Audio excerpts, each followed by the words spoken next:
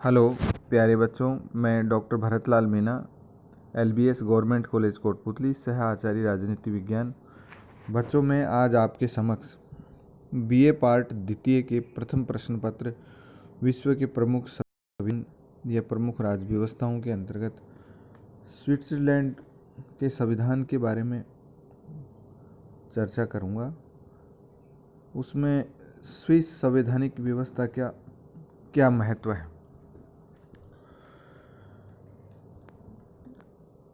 लगभग 50 लाख जनसंख्या और 16,000 वर्ग मील भूमि का देश स्विट्जरलैंड विश्व के सबसे छोटे स्वतंत्र राज्यों में से एक है, लेकिन अपनी विशिष्ट राजनीतिक संस्थाओं के कारण स्विस संविधान और शासन व्यवस्था के अध्ययन का निश्चित रूप से बहुत अधिक महत्व है।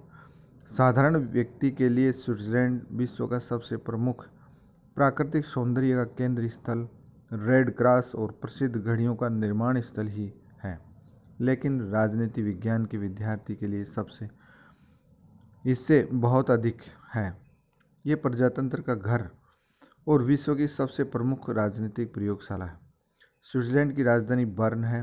संघीय सरकार की मुख्य कार्यालय यहीं पर स्थित है।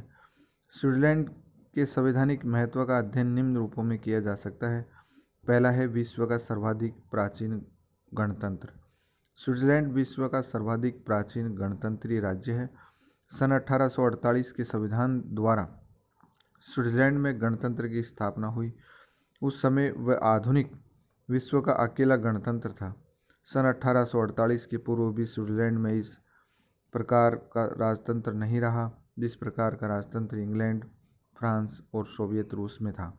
रेपार्ड इसी बात को दृष्टि में रखते हुए लिखते हैं कि स्विट्जरलैंड युगों से गणतंत्र रहा है।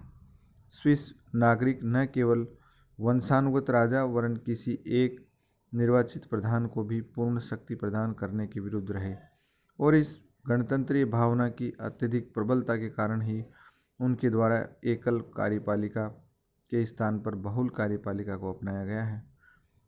हैंस हूबर ने लिखा है कि राजतंत्रीय ढंग से सोचना स्विट्जरलैंड के निवासी के लिए एक विरोधी बात है। किसी शासक की शक्तियों व विशेषताओं के लिए उनके हृदय में कोई गुंजाइश नहीं है। उसके लिए राज्य सब नागरिकों का मामला है। उसका संचालन न तो वंश परंपरागत आधार पर हो सकता है और न उसे किसी एक निर्वाचित व्यक्ति के ही सुदूर किया जा सकता है। दूसरा, प्रजातंत्र का आदर्श प्रतीक। स्विस राजनीतिक व्यवस्था को महत्व प्रदान करने वाला दूसरा तत्व उसका प्रजातंत्रात्मक लक्षण है। आधुनिक युग में स्विट्जरलैंड उसी प्रकार से प्रजातंत्र का प्रतीक है जिस प्रकार प्राचीन विश्व में एथेंस था। स्विस प्रजातंत्र के नागरिकों को राजनीतिक व्यवस्था में भाग लेने की जितनी सीमा तक शक्ति प्राप्त की गई है, उतनी सीमा तक अन्य किसी लोकतंत्र में प्रदान नहीं की गई है। स्विस कैंटनों में वर्तमान समय में भी प्रत्यक्ष लोकतंत्र है और नागरिकों के द्वारा जनसभाओं में कानूनों का निर्माण किया जाता है। लोक निर्णय और आरंभक का स्विट्जरलैंड में ही उदय हुआ। वर्तमान समय में भी इसका बहुत अधिक सीमा तक पालन किया जाता है।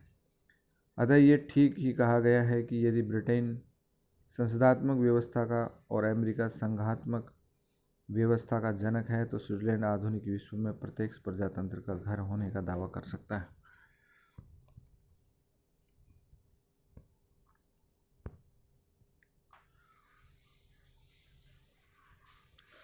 विविधता में एकता। स्विट्जरलैंड ने विविधता के बीच एकता का भी आदर्श उदाहरण उपस्थित किया है। स्विट्जरलैंड में भाषा, धर्म, संस्कृति के भेद पाए जाते हैं, लेकिन इन भेदों के बावजूद राष्ट्रीय एकता की भावना बहुत अधिक प्रबल है। स्विट्जरलैंड में लगभग 74% लोग जर्मन, 20% फ्रेंच, 5% इटालियन और 1% रोमन भाषाभाषी हैं। लेकिन इस भाषा संबंधी विविधता का हाल इन सभी भाषाओं को राजभाषा का स्तर प्रदान कर निकाल लिया गया है। इसी प्रकार यहाँ लगभग 58% लोग प्रोटेस्ट, 40% रोमन कैथोलिक और 1% यहूदी और 1% अन्य है। लेकिन इन सभी ने धार्मिक सहिष्णुता और एक दूसरे के प्रति सम्मान को इतने गहरे रूप में अपना लिया है कि इन धार्मिक भेदों ने राष्ट्रीय एकता को निर्बल करने की बजाय सुदृढ़ ही किया है। भाषाई और धार्मिक भेदों के कारण फूट उत्पन्न होने का एक कारण ये भी है कि वहाँ एक ही धर्म के अनुयायियों की भाषाएं अनेक हैं और एक भाषा बोलने वाले लोग अनेक धर्मों के अनुयायी हैं। इसके अतिरिक्त कैंटोनों की सीमाएं भी धर्म तथा भाषा के क्षेत्रों की सीमाओं से भिन्न है। इन सब के कारण धर्म, भाषा और क्षेत्रीयता के भेद प्रबल नहीं हो सकते।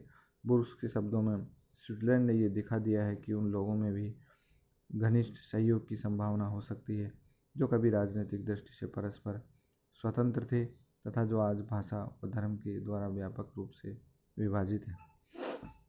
स्विट्जरलैंड की विविधता में एकता भारत जैसे राज्यों के लिए एक उदाहरण ही है। चौथा है स्थायी तटस्थता। अंतर्राष्ट्रीय राजनीति की दृष्टि से स्विट्जरलैंड की राजनीतिक व्यवस्था का अध्ययन महत्वपूर्ण है। वर्तमान समय में जबकि विश्व के विभिन्न राज्य एक दूसरे विरोध करने में संलग्न है, स्विट्जरलैंड ने स्थायी तटस्थता को अपनाकर शांति के समुद्र में बसने वाले सुखी द्वीप की स्थिति प्राप्त कर ली है। सर्वप्रथम 1815 की वियना कांग्रेस द्वारा स्विट्जरलैंड की स्थायी तटस्थता को मान्यता प्रदान की गई।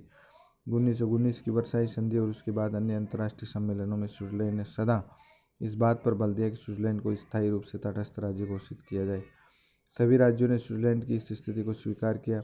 प्रथम महायुद्ध और द्वितीय महायुद्ध में स्विट्जरलैंड ने युद्धरत दोनों पक्षों के साथ समान संबंध बनाए रखे। हिटलर और मुसोलिनी ने भी उसकी तटस्थता को बना रहने दिया। अपनी इस तटस्थता की नीति के कारण स्विट्जरलैंड 2001 ईस्वी तक संयुक्त राष्ट्र संघ की सदस्यता प्राप्त नहीं की, क्योंकि संघ की सदस्यता सदस्य राज्यों को आक्रमणकारी राज्य का विरोध करने का दायित्व सौंपती है। सितंबर 2002 में स्विट्जरलैंड ने संघ की सदस्यता प्राप्त की है। पांचवा है बहुल कार्यपालिका। सामान्यतः ऐसा समझा जाता है कि कार्यपालिका का संगठन एकल होना चाहिए जिससे उसके द्वारा शासन व्यवस्था का संचालन कुशलता के साथ किया जा सके। भारत, ब्रिटेन और अमेरिका में एकल कार्यपालिका है, लेकिन स्विट्जरलैंड में 7 सदस्यों की बहुल कार्यपालिका को अपनाया गया है।